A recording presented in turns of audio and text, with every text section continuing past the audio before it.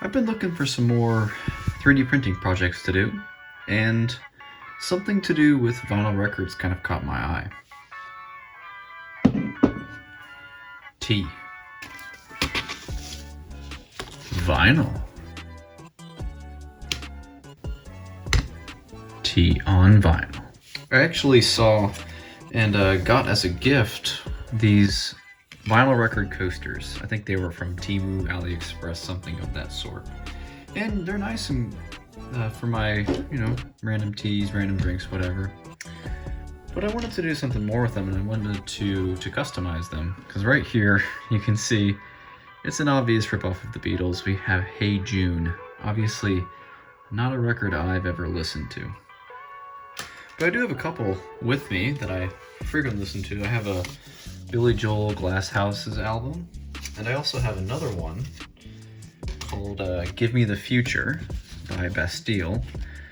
But the interesting thing about these records is, well, with this one right here is, ooh, orange. So I'd like to make some custom vinyl record coasters to kind of show my music tastes a little bit and see what I can do with my 3D printer. And one of the cool ideas with this I've thought of is implementing NFC tags. Just embed those directly in those vinyl record coasters so I can take some phone, scan it against the vinyl record so I can listen to that album. Well, I actually completed this project a while ago with this coaster right here. I've actually had this one for about a year. I 3D printed it, put a custom label on there, but as you can see, it is a little worn, a little warped. Mostly because I tried a lot of different things with this record here, or with this coaster. First of all being these feet on the bottom, it's just hot glue. And with the nature of this being PLA plastic, putting a cup of tea on this for an extended period of time warps the plastic on the bottom because there's not much to support it underneath. So what we'll do is we'll go into Fusion 360 and make a few changes to that design. So in Fusion 360, I started out by just creating a basic cylinder to serve as the base of the vinyl record coaster. And then I added a little extrusion for the actual NFC tag itself. So when I'm printing, I can print up to a certain layer, insert the NFC tag, and then have the 3D printer print over that. So it's just embedded right in the middle of that vinyl coaster. I added a little fillet on the sides to kind of reduce some sharp edges, make it look more like a vinyl record. To top it all off, I added a coil right on top to mimic the grooves of the vinyl record, leaving a bit of space in the middle to place a sticker on it. So the first one I'm going to print for more of a test print is this Give Me the Future album.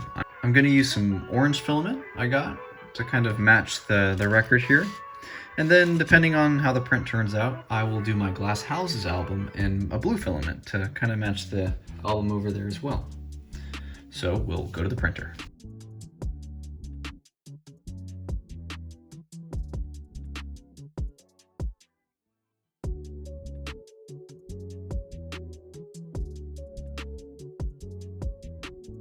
And this is the result here. But as you can see, there's not enough layers to fully cover that NFC tag. That's okay. I'm still going to put a label over this so we can salvage this print here. Not going to notice much detail, but if I want to put out an STL file for other people to print, I wouldn't want that right there. So I'm going to make a few more modifications on Fusion 360, and we're going to do the Billy Joel Glass Houses album. And back to Fusion 360 again, mostly what I did was change the thickness of the vinyl record coaster itself, just for a little bit more structural support. And because I did change that thickness, I changed the offset of the extrusion in the middle for the NFC tag. So hopefully now when I print it, there should be plenty of material on both sides to fully embed it. And yeah, that should be good for now. The NFC tag should be right smack in the middle, and on to printing the blue Billy Joel vinyl coaster.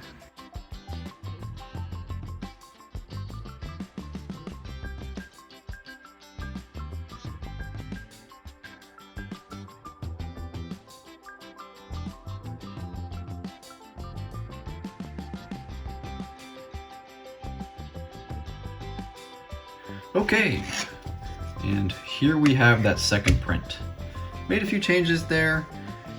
As you can see, with the main difference here is that NFC tag is fully embedded, and once we get a label over there, some of that roughness will be gone. Most of these artifacts here are caused by the 50% infill I added here, just saving some filament, but as you can see here, it is slightly, let's see if I can line it up here, it's slightly thicker. Added just a little bit more so that there's some more sturdiness here. Notice this one right here is pretty flexible, whereas the blue one right here, not as flexible. So it should be a bit better in terms of warping, shouldn't warp as much. But yeah, I like how these have turned out so far. You can see here that it matches somewhat decently. It's good for a coaster. It's gonna get a lot of cups and all sorts of stuff on it. But we're gonna go to the next step, which is going to be kind of finishing these, adding some labels, and making them look a little bit better. So the first step we're gonna do here is add some labels. The easiest thing I've found is using these Avery labels. They're 2-inch diameter glossy white ones. You can just print right on them. I think the number here is 22817. Here are the finished stickers here. And what I've done here is, printed a little guide here so I can place the stickers pretty evenly. Go to this first one here.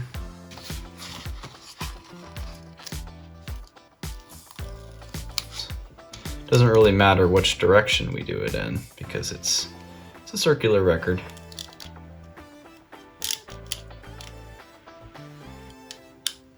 Get that on in there.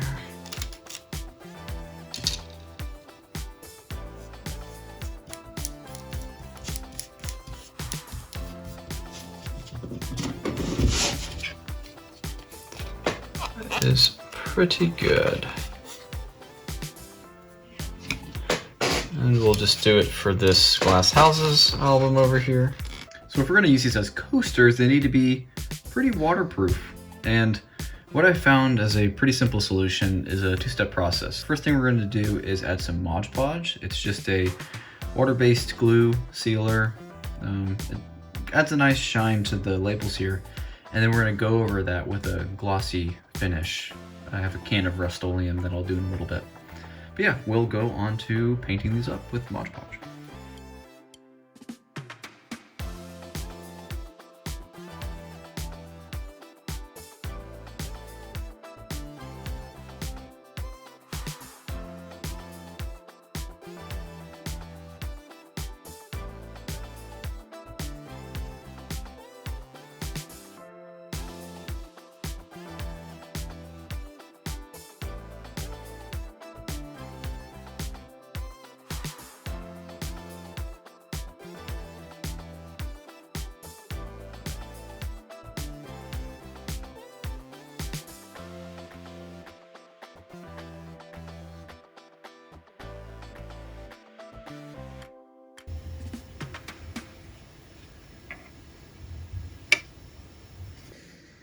So you know they're nice and dry. Now onto the clear coat step.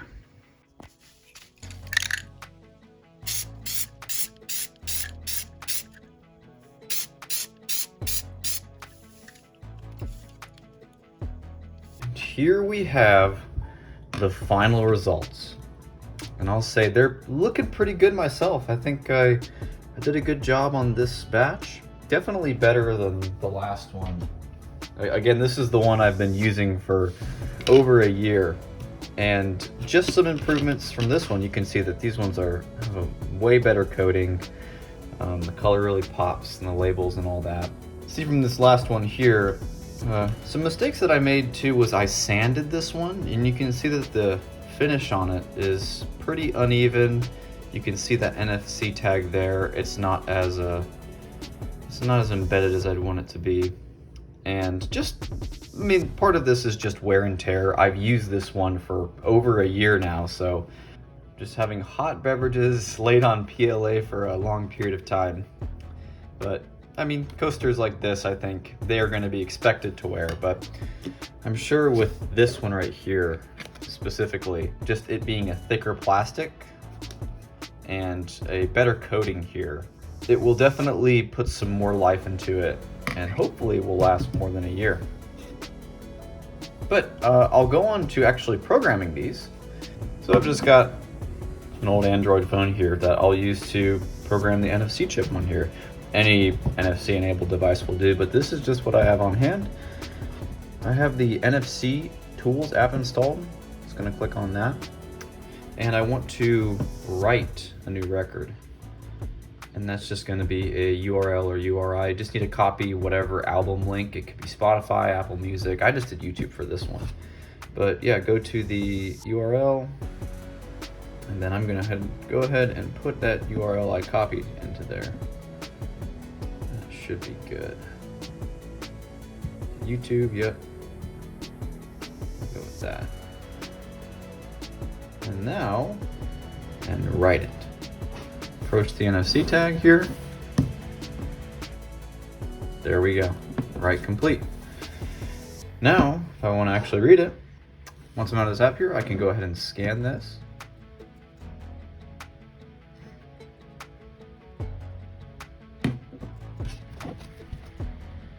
This thing is so damn slow. And there we go.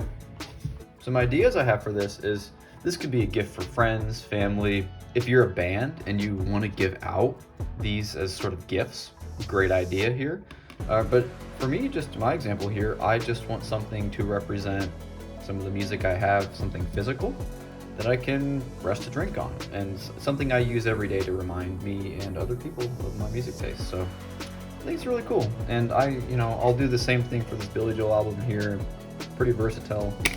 And yeah, I may do a video in the future of some upgrades I've made to this, but I'll be sure to include the STL files in the description, as well as just the Fusion 360 files that I used to make this. So if there's any additional modifications that anyone else wants to make, feel free. And yeah, everything you need to make this will be in the description, materials list, as well as everything that I bought and used. All the files will be in the description if you want to make this at home. But that's it for this video. If you want to support me, feel free to watch any other of my videos, and I will see you in the next one. Thank you.